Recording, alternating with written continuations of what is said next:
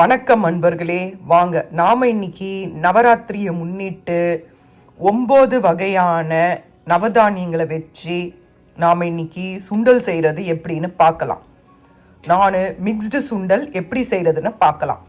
அதுக்கு நான் 1 டீஸ்பூன் வெள்ளைப்பட்டாணி எடுத்திருக்கேன், 1 டீஸ்பூன் காராமணி, 1 டீஸ்பூன் வெள்ளை கொண்ட கடலை, 1 teaspoon brown chana dal, 1 teaspoon மொச்சை, 1 teaspoon rajma, 1 teaspoon lima beans, 1 teaspoon வேர்க்கடலை, 1 டீஸ்பூன் முழு பச்சைப்பருப்பு. 9 வகையாக எடுத்திருக்கேன். நான் எல்லாத்துலேயும் ஒரு ஸ்பூன் எடுத்திருக்கேன். இதுவே நிறைய வரும். அதனால் உங்கள் வீட்டுக்கு எவ்வளோ தேவையோ அந்த அளவுக்கு எடுத்துக்கோங்க.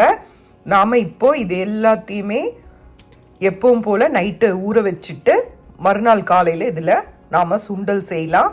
இதில் 9 வகையான பருப்பு வகைகள் இருக்குது.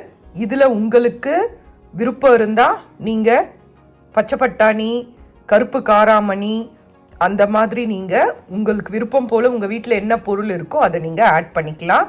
நான் ஏன் கடலைப்பருப்பெல்லாம் சேர்க்கலைன்னா இதோட கடலைப்பருப்பெல்லாம் சீக்கிரம் குழஞ்சிடும், அதனால் அதை சேர்க்கலை. கொஞ்சம் நின்று வேகிற மாதிரி இருக்கிற பருப்பை தான் நான் எடுத்திருக்கேன். வாங்க பார்க்கலாம்.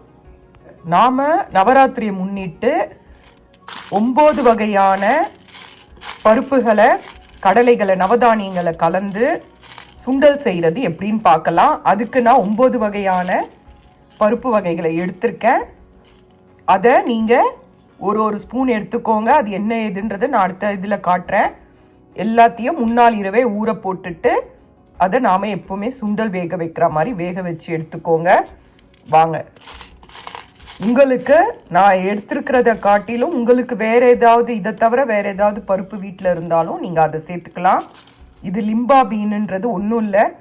இது ஸ்மால் லிம்பா பீன், பிக்குன்ட்டு 2 விதமாக இங்கே கிடைக்கும். இது டபுள் பீன்ஸ் தான்.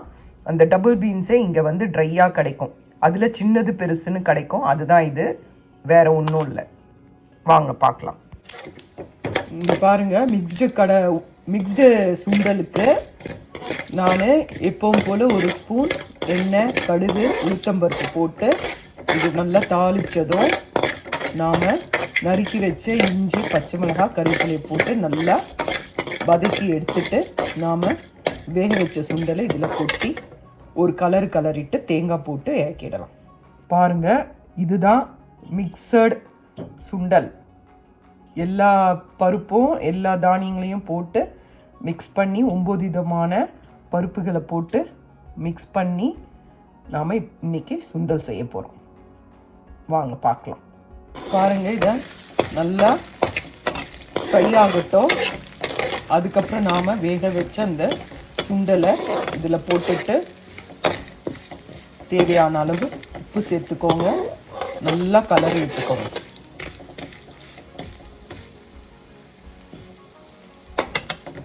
இப்போ நான் வேக வச்ச சுண்டலை சேர்க்குறேன். பாருங்கள், வேக வச்ச நவதானிய சுண்டலை சேர்த்தாச்சு. நவதானியம்னா 9 வகையான கடலைகள்,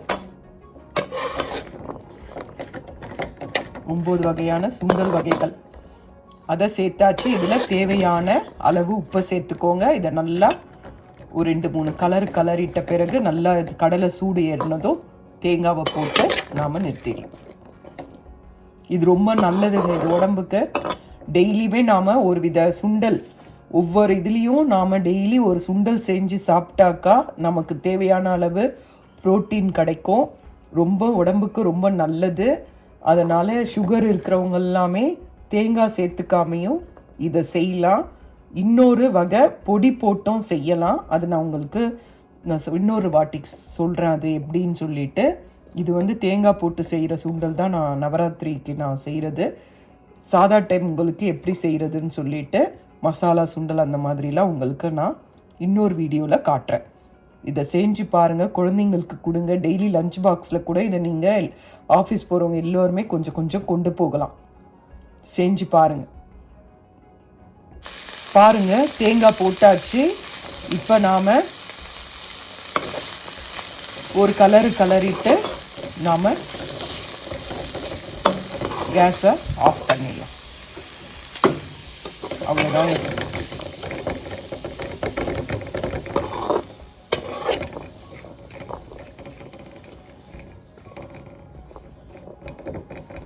மிக்ஸ்டு சுண்டல் ரெடி. செஞ்சு பாருங்க. செஞ்சு பார்த்துட்டு உங்களுக்கு இந்த டிஷ்ஷு பிடிச்சிருந்தா லைக் பண்ணுங்க. இந்த வீடியோ பிடிச்சிருந்தாலும் லைக் பண்ணுங்க, ஷேர் பண்ணுங்க, கமெண்ட் பண்ணுங்க. நவதானிய சுண்டல் ரெடி.